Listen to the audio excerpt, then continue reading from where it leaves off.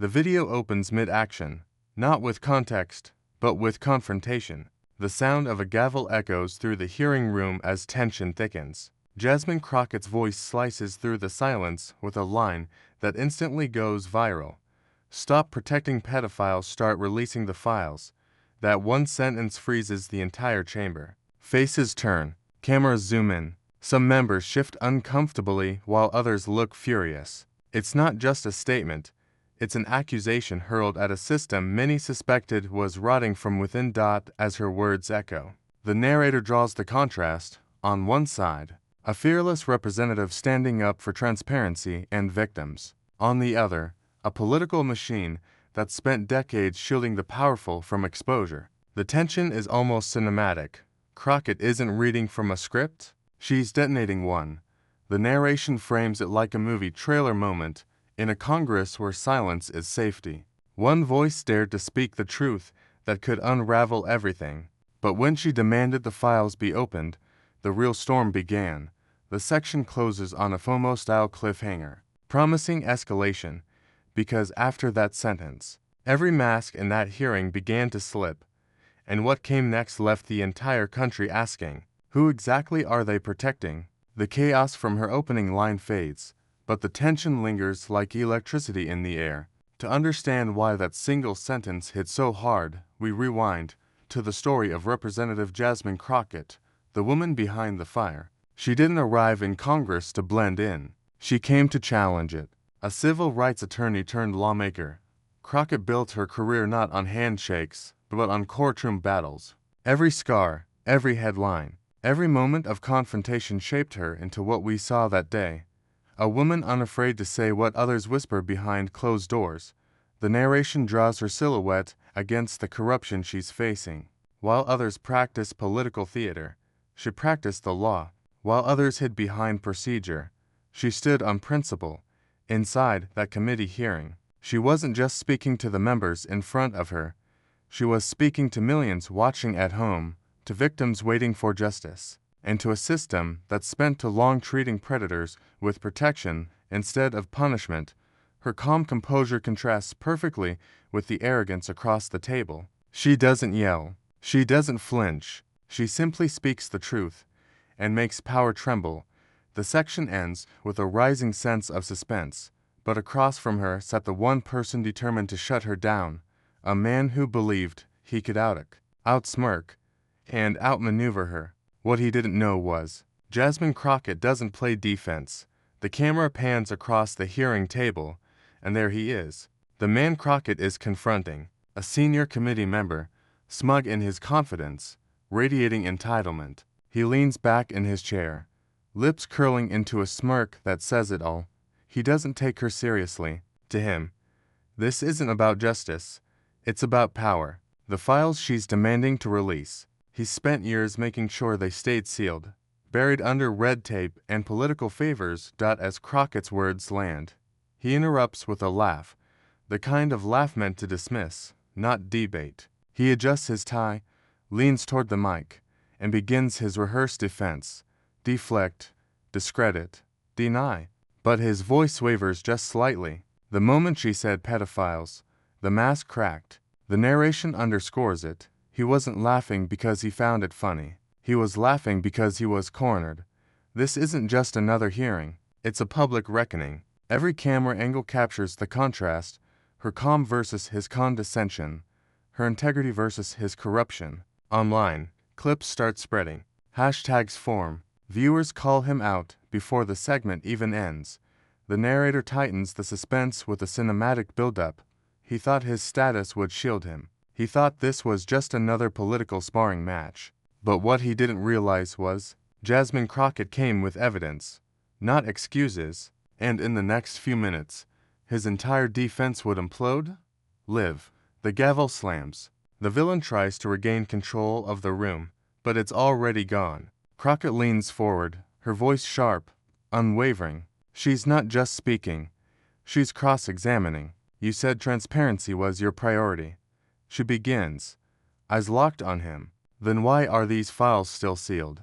Why are the names still hidden? Her tone slices through the stale political air like lightning through glass. The villain interrupts again. fumbling through excuses.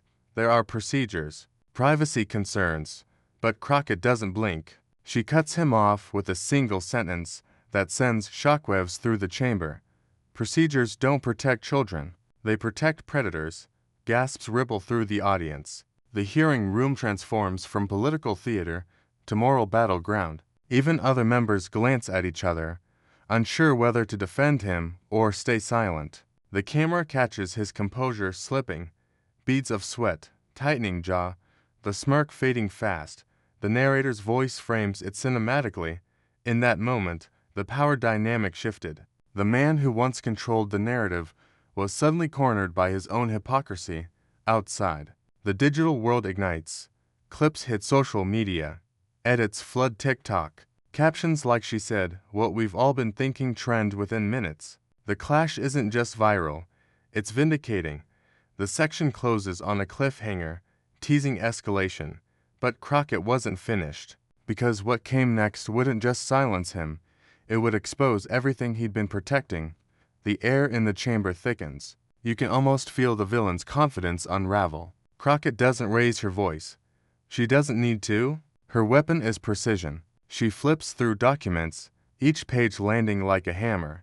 "These are the records your office received last year," she says evenly. "Redacted, sanitized, conveniently missing key names."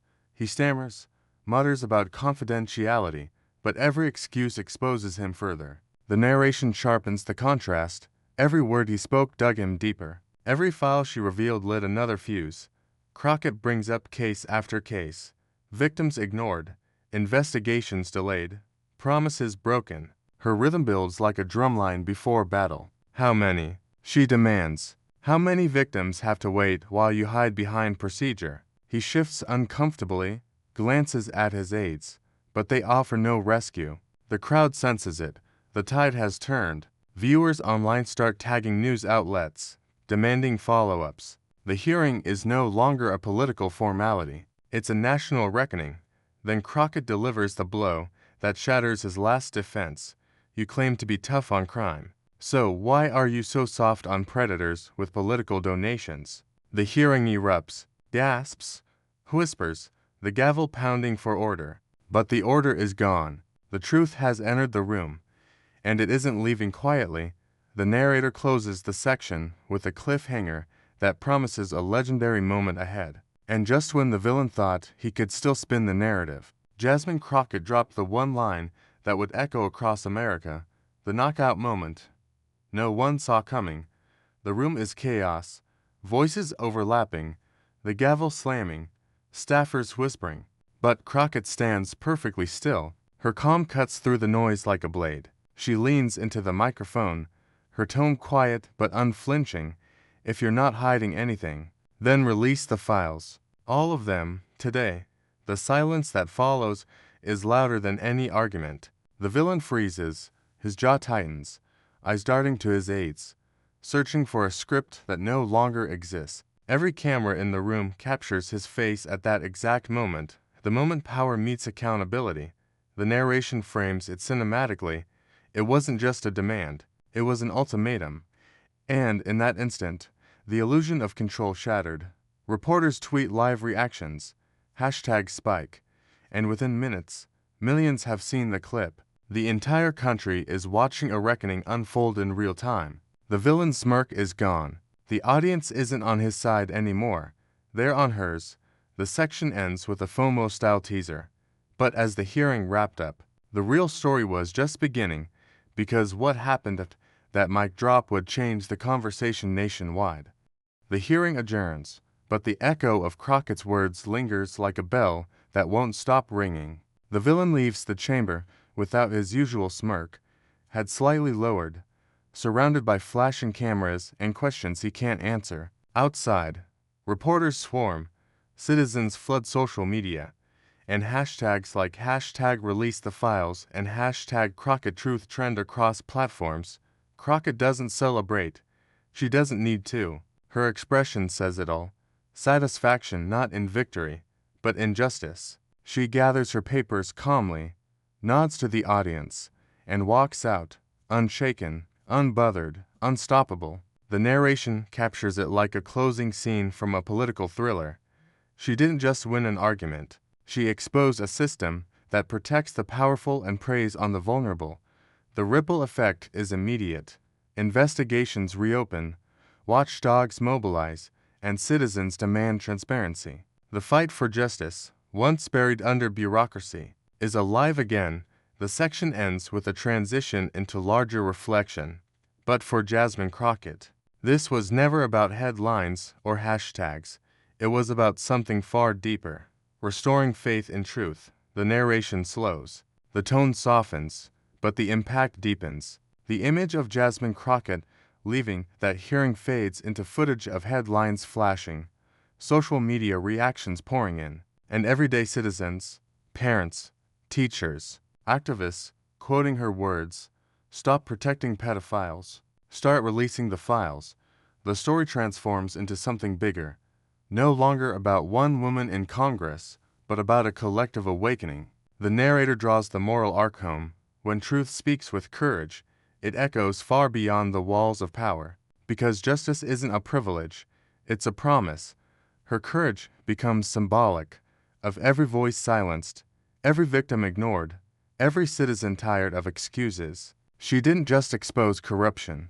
She reminded America what accountability sounds like. The music swells, and the voiceover leaves viewers with a direct call to conscience.